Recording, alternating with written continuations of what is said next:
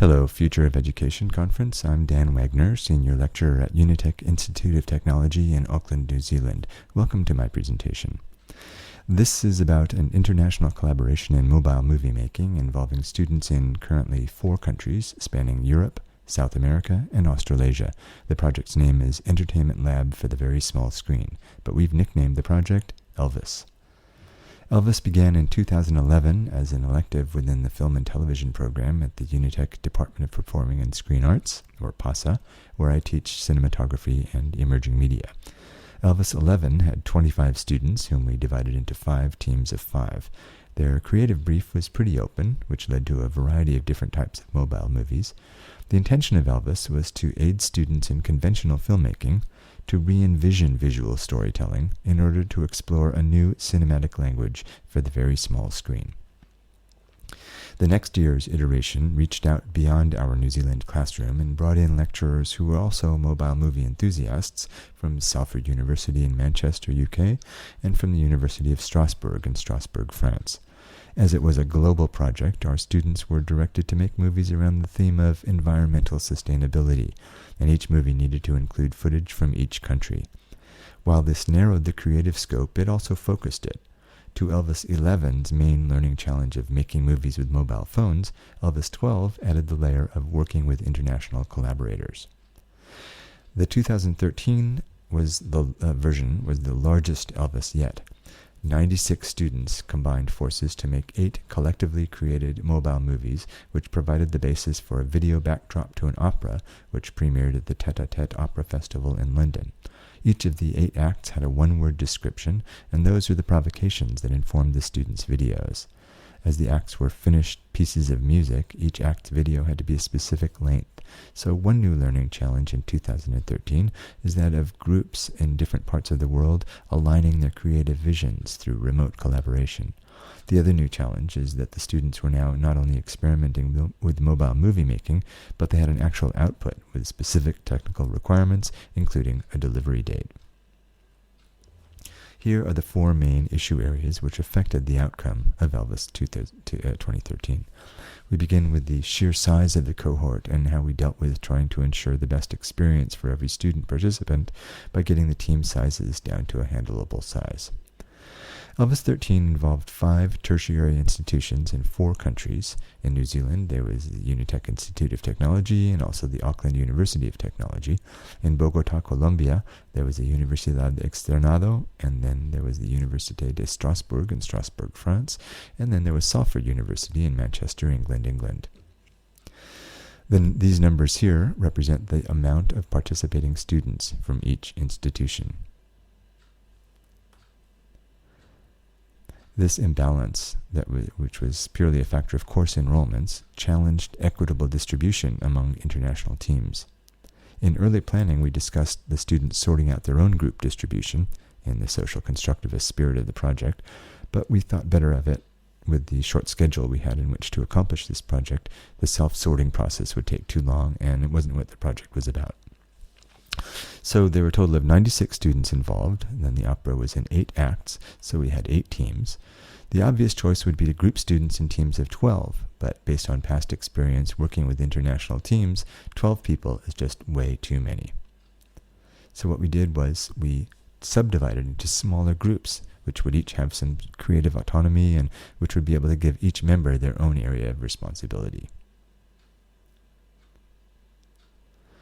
So this, we allocated people into their groups based on the alphabetical list of students. And so this is just a part of our organizational Google Drive spreadsheet, setting 96 students into these groups, 24 groups.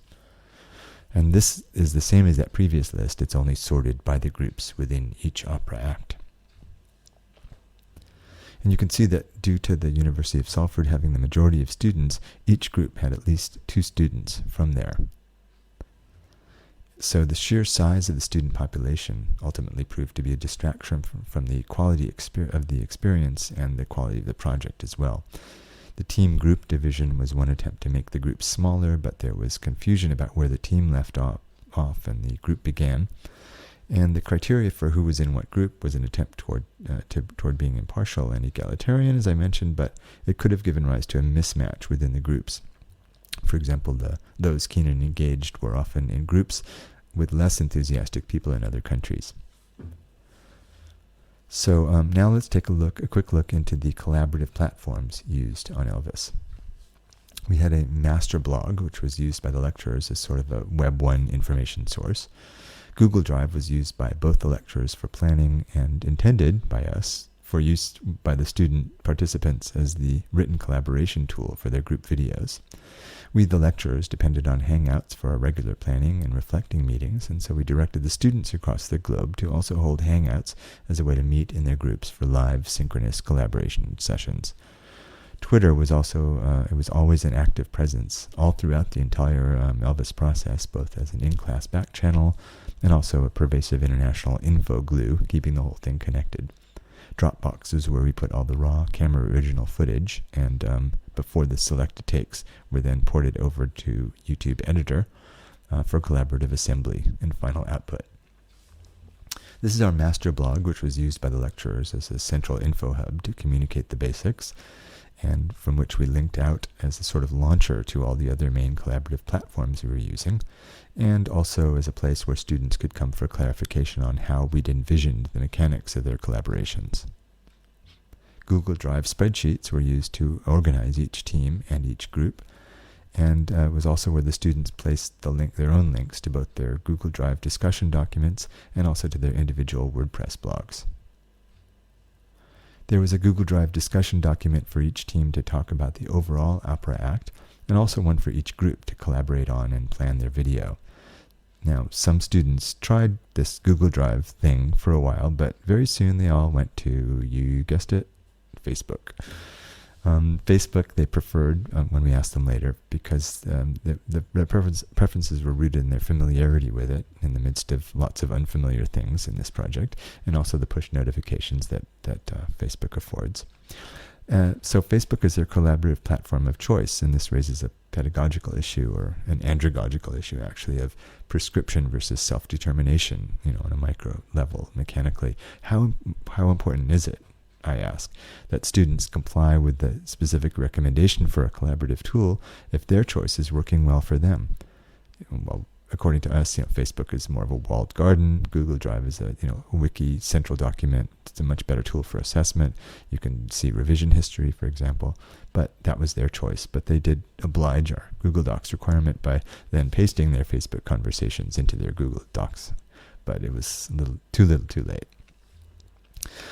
And they did quite enjoy the Google Hangouts once they got past the initial obstacle of scheduling synchronous sessions with people half a world away, and that was quite a mission for them. And as mentioned, Twitter was constantly flowing both in class and between class. We even had students in the UK contributing to our class sessions in New Zealand. Some of them were awake when we were having class, and they saw that we were tweeting, so they joined in, sending links to relevant resources. It was grand.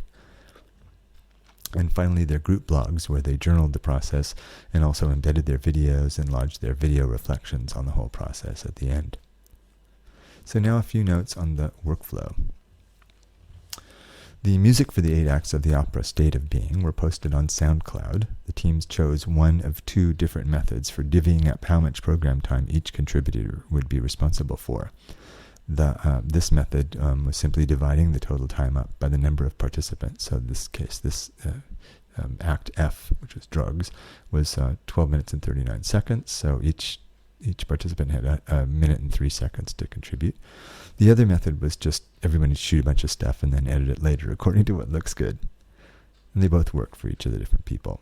The rushes were all put into the central repository on Dropbox, and the best takes were selected and then ported over to YouTube Editor, where they were collaboratively edited by self-selected members of each team. And then the final pieces were put onto the YouTube playlist of the master Elvis Moby Globo YouTube site or channel. So now we've just discussed the mechanics of the project, of the content itself. Well, except for a few standout examples, the creative edge was left wanting to be sharpened. We found that the students never really connected to the one-word provocations. We explained, for example, that it's best to not interpret prompts literally, like death and dance, as you see here, but they were hard-pressed to take that poetic risk.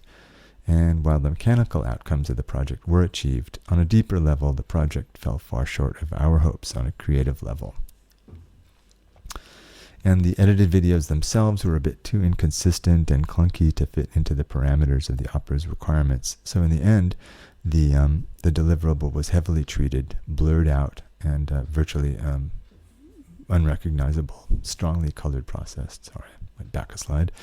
So in the upper right-hand corner here, you see what most of the videos ended up looking like, as opposed to the kind of subjective pieces that they ended up. So in the end, the live audience at the premiere of State of Being at the Tete-a-Tete Festival saw a video backdrop which was quite unlike the students' finished product. And that was fully appropriate. The deliverable must deliver, after all. We feel that there was just too much newness at once for the students, and we found over the years, we've realized that when gently confronted with many new elements at once, students reach out for some procedural and creative parameters. And in order to achieve successful international creative collaboration, we need to find that right balance of space to roam freely and procedural parameters which serve as an anchor for their creativity. Participants need to celebrate their differences, such as come from their specializations that they're actually training for, and contribute in that way, perhaps, to allow them to come from a place of strength. In this way, they'll be empowered creatively to travel on their own journey to their own destinations. Thank you very much. And please contact me at this URL, at the email that's there, if you have any further questions about Elvis.